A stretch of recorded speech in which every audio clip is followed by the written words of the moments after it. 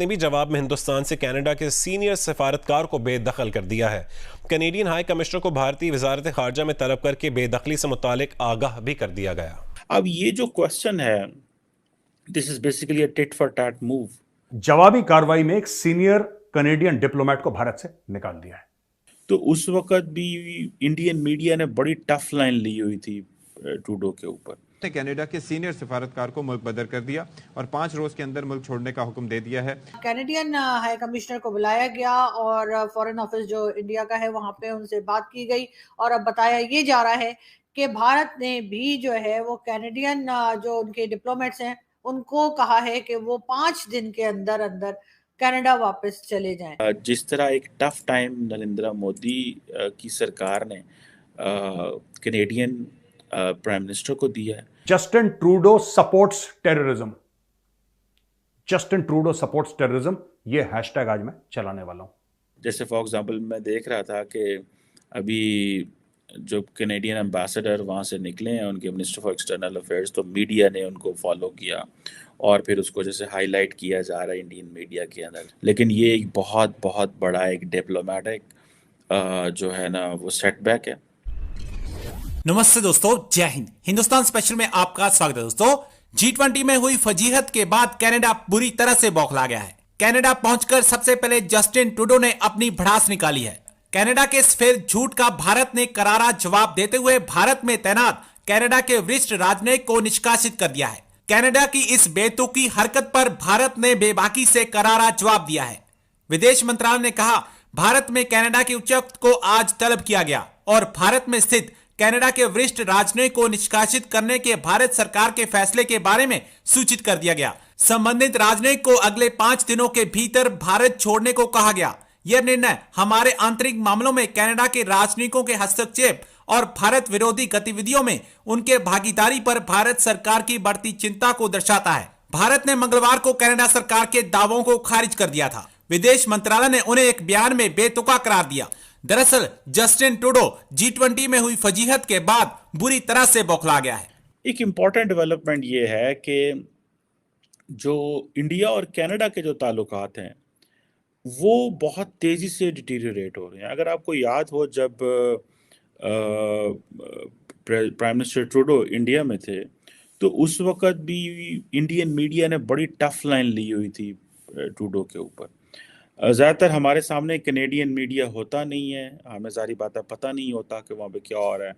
CBC Canada 2-4 TV हैं, लेकिन वो हमारे साउथ एशियन जो चैनल्स हैं इनके ऑपरेट करने का स्टाइल और है, और जो वेस्टर्न चैनल्स हैं उनके थोड़ा सा ऑपरेट करने का स्टाइल और होता है।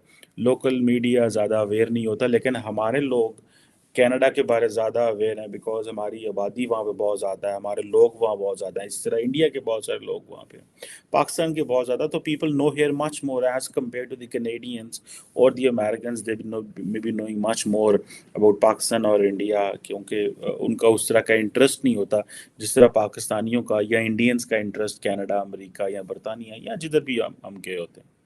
अब ये जो क्वेश्चन है, this is basically a tit for tat move. Canada, India जो है उसने रिजेक्ट किया एलिगेशंस और उन्होंने कहा कि हमने कैनेडियन प्राइम मिनिस्टर की जो पार्लियामेंट में स्पीच है उसको देखा है, उसको हम, ये एलिगेशंस हैं इंडिया के खिलाफ और इंडिया जो है वो किसी किस्म की एक्ट ऑफ वायलेंस में इन्वॉल्व नहीं है। और ये जो प्राइम मिनिस्टर ट्रूडो ने एलिगेशंस हैं हम रिजेक्ट करते हैं। इंडिया एक डेमोक्रेटिक कंट्री है, commitment to rule of law.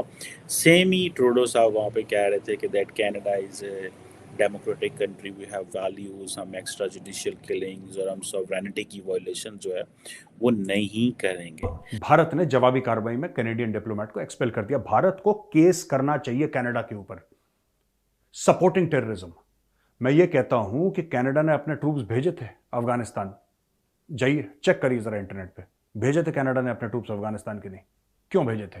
क्योंकि उनको उस वक्त यह महसूस हो रहा था कि भाई ये जो तालिबान है ये अलकायदा को सपोर्ट कर रहा है। तालिबान अगर अलकायदा को सपोर्ट करे तो अमेरिका कनाडा मिलके बम मार के बिल्कुल अफगानिस्तान की रीढ़ की हड्डी तोड़ दें। लेकिन जस्टिन ट्रूडो क्योंकि गोरा है, क्योंकि वेस्टर्न कंट्री का प्राइम मिनिस्टर है, इसलिए वो बुलेट प्रूफ है साहब। आप उसको कुछ नहीं कह सकते क्योंकि वो गोरा है, क्योंकि वो कनाडा का प्राइम मिनिस्टर है। क्यों?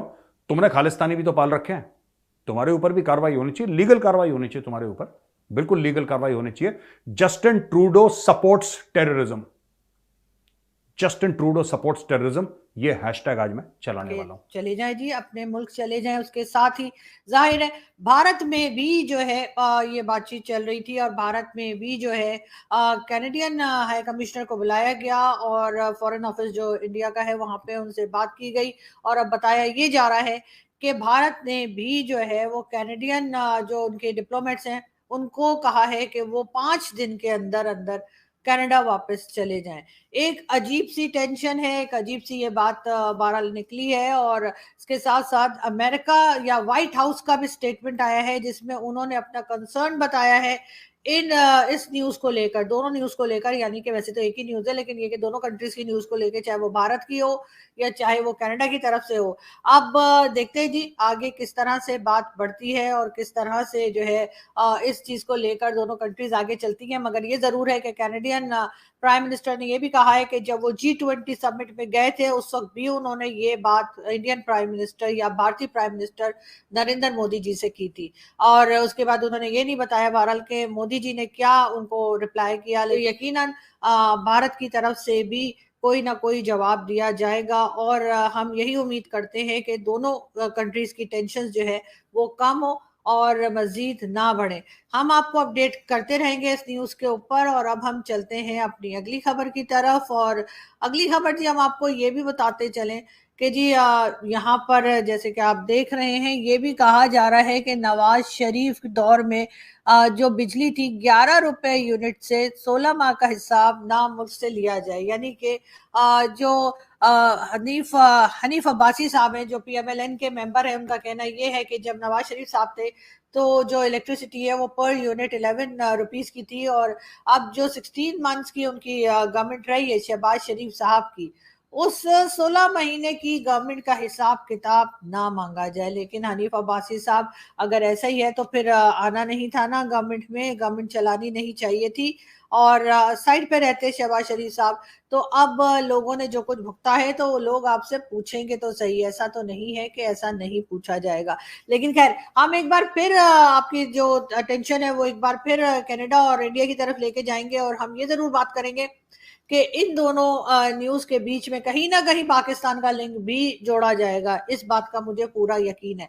इसलिए कि पाकिस्तान की तरफ से हमेशा जो है वो डिफरेंट प्लेटफॉर्म्स पे ये बात, डिफरेंट फोरम पे ये बात जरूर की गई है। ये बात मेरे लिए हमेशा से कंफ्यूजिंग रही कि एक तरफ तो हम सपोर्ट करते हैं और गलत करते हैं लेकिन सपोर्ट करते हैं, मेरा ख्याल है नहीं करना चाहिए ऐसे। तो फिर अगर भारत बलूचिस्तान मूवमेंट को सपोर्ट करे तो फिर हमें भी कुछ नहीं कहना चाहिए क्योंकि हम भी उनके मामले में बोल रहे हैं।